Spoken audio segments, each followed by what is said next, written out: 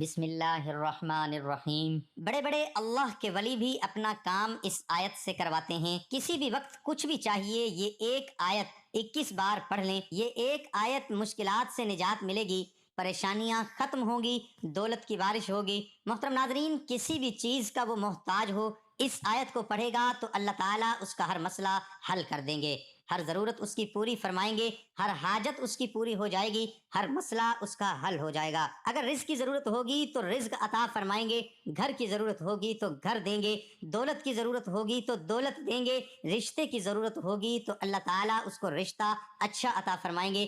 کسی بھی وقت کسی بھی قسم کا اس کا کوئی مسئلہ ہوا، اس آیت سے اس کا حل ہوگا۔ ایک واقعہ آپ کو سناتے ہیں۔ ایک بوڑھا آدمی کہنے لگا کہ میں ایک ایسی قرآن کی آیت جانتا ہوں جو مجھے 1000 دینار دے گا، اس کو وہ آیت بتاؤں گا۔ تو بہت سارے مسافر تھے، انہوں نے کہا پتہ نہیں یہ مجذوب آدمی ہے، بوڑھا آدمی ہے، اس کی بات پہ کسی نے یقین کیا اور کسی نے نہ کیا۔ آخر ایک تاجر اس میں کشتی میں سوار تھا، اس نے کہا کہ میں آپ کو 1000 دینار دیتا ہوں اور آپ مجھے وہ آیت بتائیں۔ اس بوڑھے اللہ والے نے اور 1000 دینار اشرفیوں کی تھیلی اس سے لے کے تو سمندر کے اندر پھینک دی اور کہا کہ ادھر آؤ، میرے قریب آؤ۔ اس کے کان میں اس نے بتایا کہ تم قرآن پاک کی یہ آیت پڑھو۔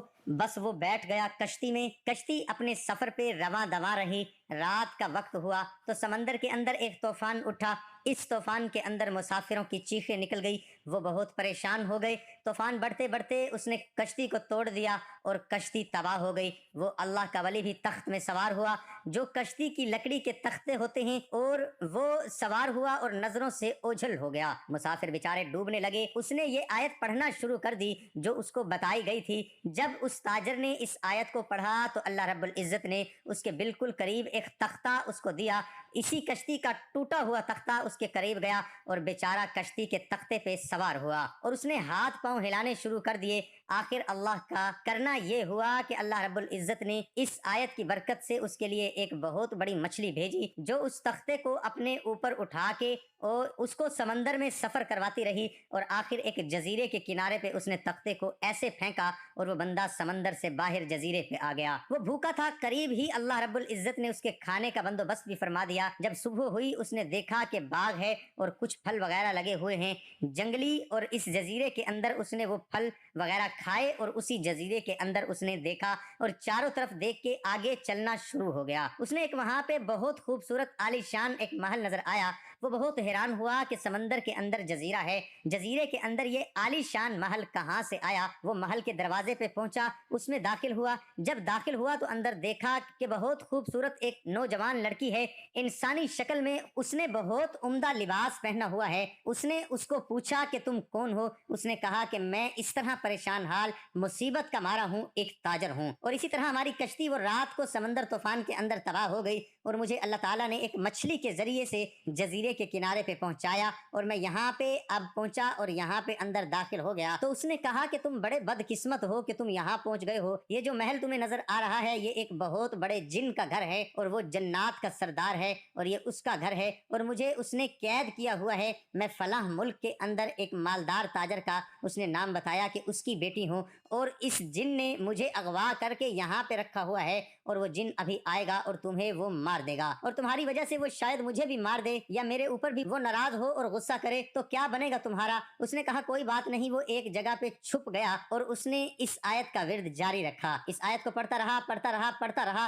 کچھ دیر گزری تو وہ جن داخل ہوا اور ایک ایسا زلزلہ سا آیا اس محل کے اندر۔ یہ ایک حقیقی اور تاریخی واقعہ ہے، یہ کوئی فرضی یا افسانوی قصہ کہانی نہیں ہے۔ جب وہ جن وہاں پہ داخل ہوا تو اس نے کہا کہ کون یہاں پہ کوئی انسان آیا ہے؟ یہ فوراً سامنے آیا اس آیت کو پڑھتے ہوئے۔ اس نے کہا کہ میں ہوں اور میں اس لڑکی کو یہاں سے آزاد کرواؤں گا، مجھے اللہ نے بھیجا ہے کہ میں اس لڑکی کو یہاں سے آزاد کراؤں۔ جن نے اس کے اوپر حملہ کیا اور اس آیت کو پڑھتے پڑھتے اس نے جب جن کی طرف پھونکا تو اللہ تعالیٰ نے اس آیت کی برکت سے اس کی طاقت اور قوت سے اپنے کلام کی قدرت دکھانے کے لیے اس جن کو جلا کے راکھ کر دیا، اور اس جن نے ایک چیخ ماری اور جل کے راکھ ہو گیا۔ تو اللہ رب العزت نے اس لڑکی کو بھی نجات دے دی اور اس آیت کی برکت سے اس بندے کو بھی نجات دے دی۔ اس نے اس لڑکی کو ساتھ لیا اور وہاں پہ کشتی وغیرہ انہوں نے تیار کی اور سمندر میں ڈالی، اور یہ کنارے پہ پہنچے۔ جب کنارے پہ پہنچے ایک بستی میں داخل ہوئے اور وہاں سے پھر یہ اپنا کوئی سامان وغیرہ بندوبست کر کے وہاں سے، چونکہ محل کے اندر سے بہت سارے ہیرے جواہرات اور سامان یہ اپنے ساتھ لائے تھے جو اس جن نے لوگوں سے چھین کے اور چوری کر کے وہاں پہ جمع کیا ہوا تھا۔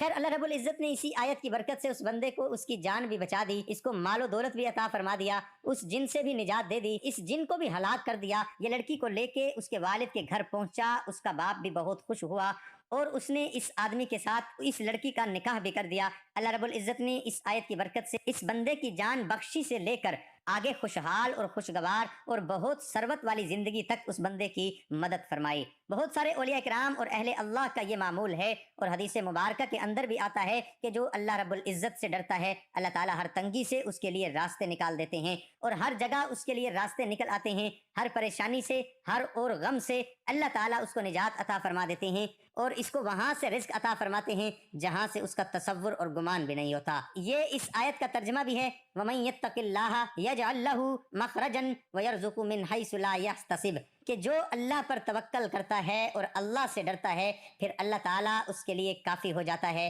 اور اللہ تعالیٰ اس کو وہاں سے رزق عطا فرماتا ہے جہاں سے اس کا گمان بھی نہیں ہوتا۔ اس پوری آیت کا مفہوم، اور یہ بہت طاقتور اور پاورفل آیت ہے، اس وقت بھی بہت سارے بڑے بڑے علماء کرام کا یہ معمول ہے اور ہمارا بھی ہے کہ عشاء کی نماز کے بعد صرف 21 بار پڑھتے ہیں۔ خاص عمل ہے اور بہت مجرب عمل ہے، الحمدللہ ہمارے معمول کے اندر بھی ہے، اور ہم آگے اپنے مریضوں کو بھی بتاتے ہیں، اور یہ خود بھی پڑھیں گے، دوسرے مسلمانوں کو بھی بتائیں گے، سب کو آگے یہ پہنچائیں۔ اس صدقہ جاریہ میں آپ بھی شامل ہو، اور اللہ تعالیٰ سب کے تمام قسم کے غموں کو دور فرمائے گا، انشاءاللہ تمام مشکلوں کو آسان فرمائے گا اور خیر و برکت عطا فرمائے گا۔ ہر غم سے، ہر مصیبت سے، ہر پریشانی سے اللہ تعالیٰ اس کی حفاظت فرمائے گا، اور اگر وہ مبتلا ہوگا تو اللہ اس کو نجات عطا فرمائے گا، اور وہاں سے اس کو رزق عطا فرمائے گا جہاں سے بندے کا گمان بھی نہیں ہوتا۔ یہ بہت مجرب عمل ہے۔ عشاء کی نماز کے بعد صرف 21 بار، اول و آخر 3 بار آپ نے درود ابراہیمی پڑھنا ہے، تو بہت مجرب عمل ہے، اس کو اپنی زندگی کا معمول بنا لیں تو انشاءاللہ کبھی رزق کی تنگی نہیں ہوگی، آپ خود دیکھیں گے اس عمل کا اثر۔ دعا ہے کہ اللہ تعالیٰ میرا سنانا اور آپ کا سننا اپنی بارگاہ الہی میں قبول اور منظور فرمائے، آمین ثم